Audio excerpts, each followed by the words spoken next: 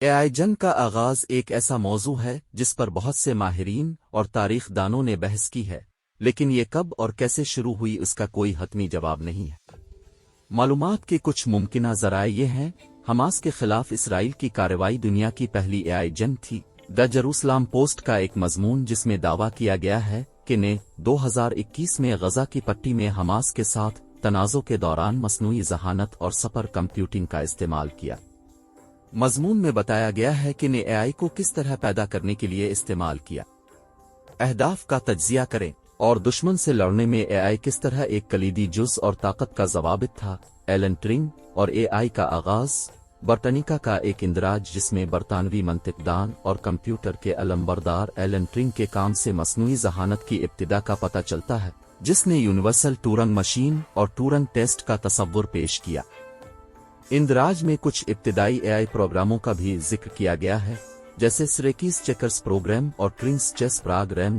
History of artificial intelligence. یورپ کی council کا ایک ویب صفحہ جو 1940 سے 1960 تک اے کی تاریخ کا ایک مختصر جائزہ فراہم کرتا ہے، جو تکنیکی ترقیات اور سائنسی چیلنجوں کو اجاگر کرتا ہے جنہوں نے اے میں تحقیق کو تحریک دی۔ صفحہ میں اے کے کچھ علمبرداروں کا بھی ذکر کیا گیا ہے، جیسے جان وون Neumann, Norbert winner, Claude Shannon اور مارون منسکیتین۔ ٹورنگ ٹیسٹ یہ جانچنے کا ایک طریقہ ہے کہ آیا کوئی مشین ایسے ذہین رویے کی نمائش کر سکتی ہے جو انسان کے مساوی ہو یا اس سے الگ نہ ہو۔ اس کی تجویز انگریز ریاضی دان اور کمپیوٹر سائنس دان ایلن ٹورنگ نے 1950 میں اپنے مقالے کمپیوٹنگ مشینری اینڈ انٹیلیجنس میں پیش کی تھی۔ ٹورنگ ٹیسٹ میں ایک انسانی تشخیص کار شامل ہوتا ہے جو صرف ٹیکسٹ چینل جیسے کمپیوٹر کی بورڈ اور اسکرین کے ذریعے انسان اور مشین کے ساتھ بات چیت کرتا ہے۔ جانچ کرنے والے کو نہیں معلوم کہ کون انسان ہے اور کون سی مشین، اور اسے مختلف سوالات کے جوابات کی بنیاد پر اندازہ لگانا پڑتا ہے۔ مشین ٹیسٹ پاس کرتی ہے اگر تشخیص کنندہ قابل اعتماد طریقے سے انسان اور مشین کے درمیان فرق نہیں بتا سکتا۔ ٹورنگ ٹیسٹ اس خیال پر مبنی ہے کہ ذہانت ایک مقررہ ملکیت نہیں ہے، بلکہ ایک رشتہ دار اور موضوعی تصور ہے جو مبصر اور سیاق و سباق پر منحصر ہے۔ ٹورنگ نے استدلال کیا کہ کیا مشینیں سوچ سکتی ہیں، پوچھنے کے بجائے جس کی وضاحت اور جواب دینا مشکل ہے، ہمیں یہ پوچھنا چاہیے کہ کیا مشینیں وہ کر سکتی ہیں جو ہم سوچنے والے اداروں کے طور پر کر سکتے ہیں۔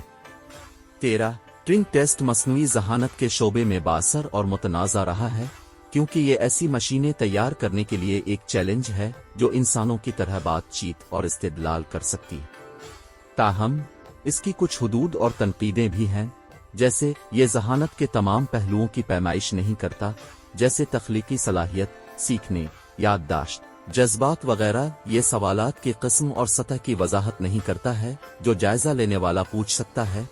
تعامل کی مدت اور تعدد یہ جائزہ لینے والے کے موضوعی فیصلے پر انحصار کرتا ہے، جو ان کے پس منظر، توقعات اور تعصبات کے لحاظ سے مختلف ہو سکتا ہے۔ یہ فرض کرتا ہے کہ انسانی ذہانت مشینی ذہانت کے لیے واحد بہترین نمونہ ہے، جو درست مطلوبہ نہیں ہو سکتی۔ اسے ایسی مشینوں کے ذریعے بے وقوف بنایا جا سکتا ہے جو حقیقت میں سمجھے بغیر یا سوچے سمجھے بغیر انسان جیسے رد عمل کی نقل کرنے کے لیے چالوں یا فریب کا استعمال کرتی ہے۔ بہت سے دوسرے لوگ ہیں جنہوں نے اے کی ترقی میں تعاون کیا، لیکن یہاں کچھ سب سے زیادہ بااثر افراد ہیں۔ جان میکرتھی، انہیں بڑے پیمانے پر اے کے باپ کے طور پر جانا جاتا ہے، کیونکہ انہوں نے 1955 میں مصنوعی ذہانت کی اصطلاح بنائی اور 1956 میں پہلی اے کانفرنس کا انعقاد کیا۔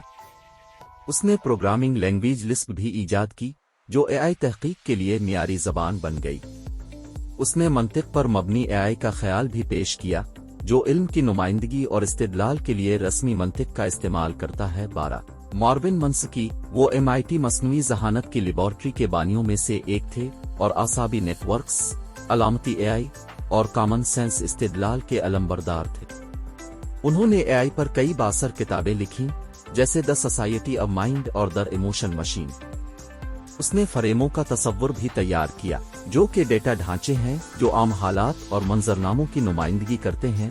جیفری ہنٹن، وہ گہری سیکھنے میں سرکردہ شخصیات میں سے ایک ہے، جو کہ اے کی ایک شاخ ہے جو ڈیٹا سے سیکھنے کے لیے مصنوعی اعصابی نیٹ ورکس کی متعدد پرتوں کا استعمال کرتی ہے۔ اس نے گہرائی سے سیکھنے کے لیے کئی کلیدی الگورتھم اور فن تعمیر تیار کیے، جیسے بیک پروپیگیشن، بورڈ زمین مشینیں اور کنوولوشنل نیورل نیٹ ورک۔ اس نے گوگل برین کی بھی مشترکہ بنیاد رکھی، ایک تحقیقی ٹیم جو مختلف مسائل پر گہری سیکھنے کا اطلاق کرتی ہے۔ یوشوا بینجیو، وہ گہری سیکھنے میں ایک اور ممتاز محقق ہیں جنہوں نے قدرتی زبان کی پروسیسنگ، کمپیوٹر ویژن اور تخلیقی ماڈلز میں اہم شراکت کی ہے۔ وہ درسی کتاب ڈیپ لرننگ کے شریک مصنف ہیں، جو میدان میں بڑے پیمانے پر استعمال ہوتی ہے۔ اس نے میلا کی بنیاد بھی رکھی، جو کہ مونٹریال، کینیڈا میں واقع اے آئی میں تحقیق اور اختراع کے لیے ایک ادارہ ہے۔ لی، وہ کمپیوٹر ویژن کی علم بردار ہے، جو کہ اے آئی کی ایک شاخ ہے جو بصری معلومات کو سمجھنے اور اس پر کارروائی کرتی ہے۔ اس نے امیج نیٹ بنایا، تصاویر کا ایک بڑے پیمانے پر ڈیٹا بیس جو کمپیوٹر ویژن کے بہت سے نظاموں کو تربیت دینے اور بینچ مارک کرنے کے لیے استعمال ہوتا رہا۔ اس نے اے آئی 4 کی بھی مشترکہ بنیاد رکھی، ایک غیر منافع بخش تنظیم جس کا مقصد اے آئی تعلیم اور کیریئر میں تنوع اور شمولیت کو بڑھانا ہے۔